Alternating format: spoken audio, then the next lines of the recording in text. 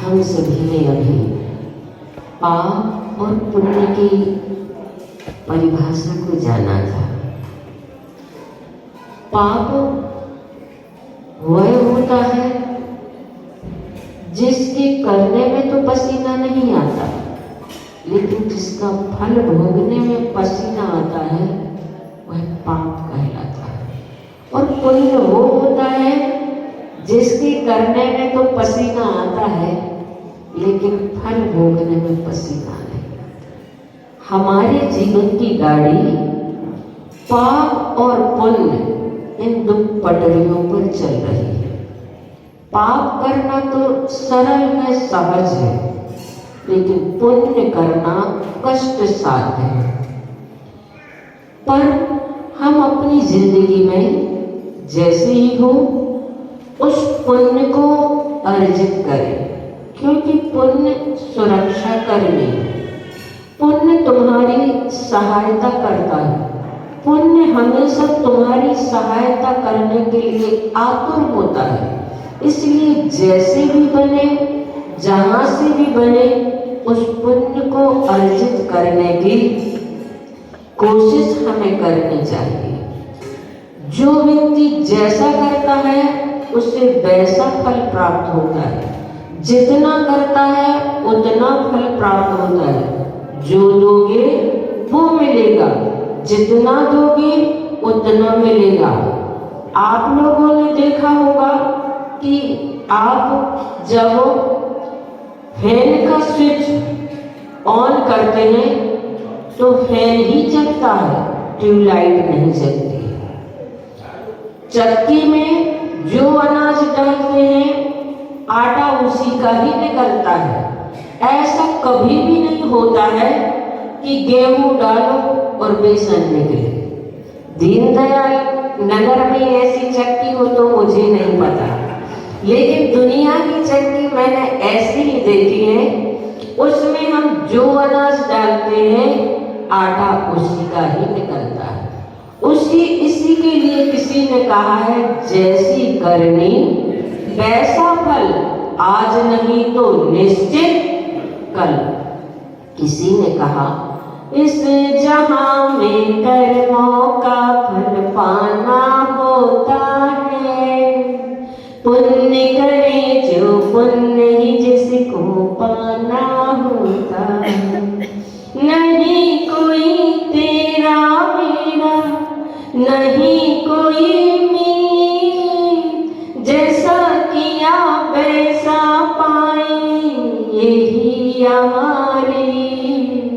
जो बुरा करता है बुरा फल पाना होता है। पुण्य करे जो पुण्य ही जिसको पाना होता है। आचार्य भगवान ने एक बार नैनागिर में अपने उपदेश के माध्यम से भरत चक्रवर्ती के बारे में बताया कि भरत चक्रवर्ती जब जा रहे थे तो उन्हें देखकर दो सहेलियां आपस में चर्चा करने लगी। एक सहेली ने दूसरी सहेली से कहा कि हाथी चढ़ घोड़े चढ़े, बैठ पाल की मान, कब के था कि हिल सकी अबे दबावे पाँव। ये चक्रवर्ती भरत घोड़े से उतरे सो हाथी पर बैठ गए, और हाथी से उतरे तो सिंहासन पर जाके बैठ गए। और जैसे ही सिंहासन पर बैठे तो सेवक उनके पैर दबाने लगे। अबे थक कब गए हैं जो इनके पैर दबाए जा रहे हैं। तो दूसरी सहेली कहती है, भूसूतो भूको रहो, कीनो उग्र विहार, तब के थाके हे सके अबे दबावे। ये चक्रवर्ती भरत पिछली जिंदगी में इन्होंने मुनि पद ग्रहण किया था और घोर तपस्याएं की थी। भूसूतो ये जमीन पर शयन करते थे, भूखो रहो, बहुत बहुत उन्होंने उपवास किए। कीनो उग्र विहार, और उन्होंने सारी वसुधा अपने पैरों से नाप पी, इतना उन्होंने विहार किया, तब के थाके हे सखी। तभी का ये पुण्य उनका उदय में आ रहा है कि अब दबावे पाओ। अब इनके सेवक नौकर चाकर उनके पैर दबा रहे हैं।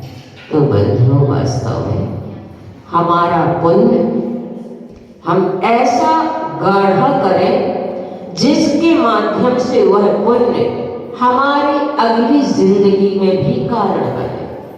अगर हम पाप करते हैं और अकेले में करते हैं, एकांत में करते हैं, तो लगता है कि कोई देख थोड़ी ना रहा है, पर ध्यान रखना, कोई भले ही ना देख रहा हो, पर खुद और खुदा तो देखता ही है। इसलिए उस पाप को हम जब भी करेंगे हमारी पोल खुल ही जाती है और पाप का घड़ा एक ना एक दिन भर ही जाता है। और वह जब घड़ा भर जाता है तो निश्चित फूटता भी है। दुर्योधन का फूटा था, दुशासन का फूटा था, कमठ का फूटा था, कंस का फूटा था, रावण का फूटा था, तो क्या तुम्हारा नहीं फूटेगा? इसलिए हम अपनी जिंदगी में उस पाप के लिए जितना बन सके हमसे कम करने की कोशिश करें। गृहस्थ जीवन में रहकर पूर्ण रूप से भले ही हम पाप को नहीं छोड़ पाते, लेकिन एक देश पाप का त्याग कर ही सकते हैं। मैंने पढ़ा, एक बार एक जिज्ञासु ने गंगा माँ से प्रश्न किया, माँ, दुनिया भर के लोग आते हैं और तुम्हारे ऊपर सारे पाप धो करके चले जाते, तो उन पापों का क्या करती हो? गंगा ने कहा, बेटा, मैं उन पापों को अपने पास नहीं रखती हूँ, मैं तो उसे आगे बढ़ाकर समुद्र तक भेज देती हूँ। जिज्ञासु ने प्रश्न समुद्र से किया, तुम उन पापों का क्या करते हो? समुद्र ने भी वही उत्तर दिया, मैं उन पापों को अपने पास नहीं रखता हूँ, मैं तो उन्हें वाष्प बनाकर बादल के रूप में आकाश में भेज देता हूँ। जिज्ञासु ने प्रश्न बादलों से किया, तुम उन पापों का क्या करते हो? बादल ने कहा, मैं उन पापों को अपने पास नहीं रखता हूँ, जिनका पाप होता है उनके ही घर पर, उनके ही सिर पर वर्षा गिरती है।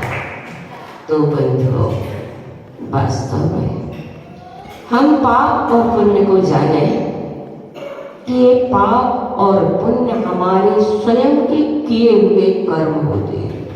इसे हमने ही कमाया है, हमने ही इसे आमंत्रण दिया है, हमने ही उसे बुलाया है, तो भोगना भी हमें ही पड़ेगा। लेकिन भोगा दो तरह से जाता है।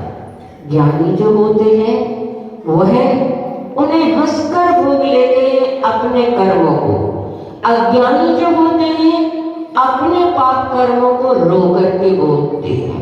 जो अज्ञानी होते हैं वो अपने दुख को जिम्मेदार भगवान को ठहराते हैं। भगवान से कहते हैं, जितने दुख हैं मेरे ऊपर बस तुम्हारी वजह से है।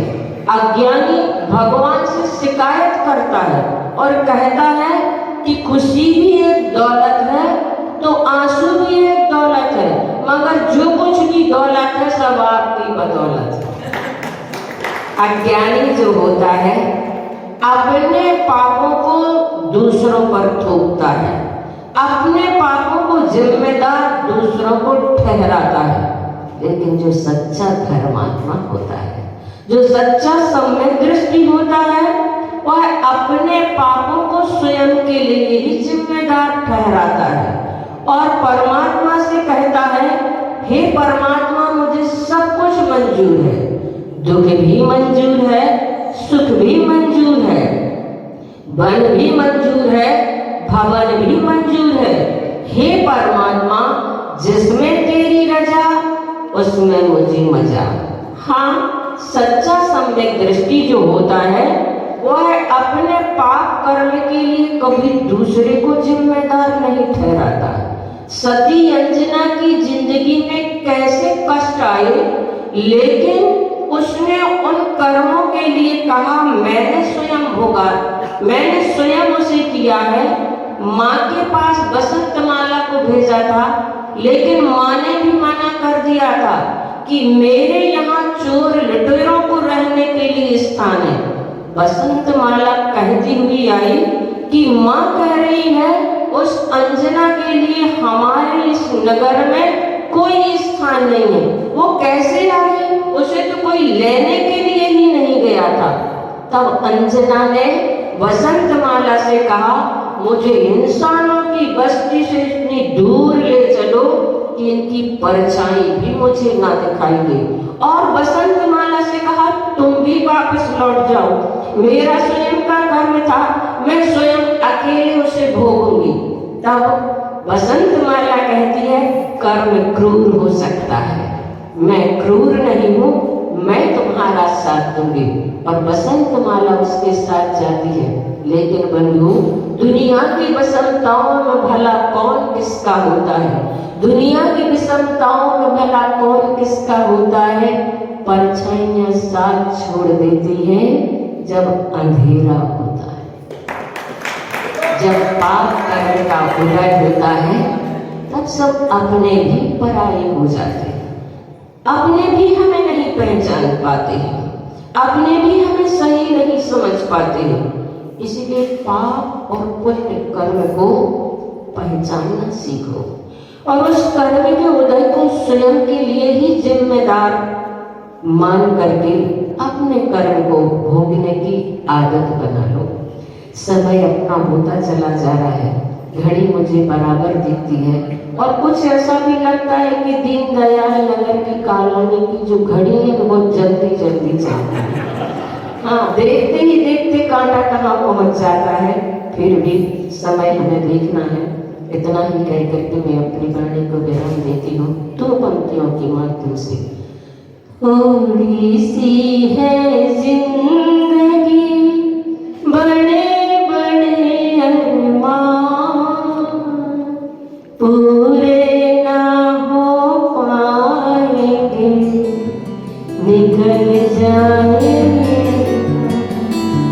अहिंसा कर्म महान संत श्री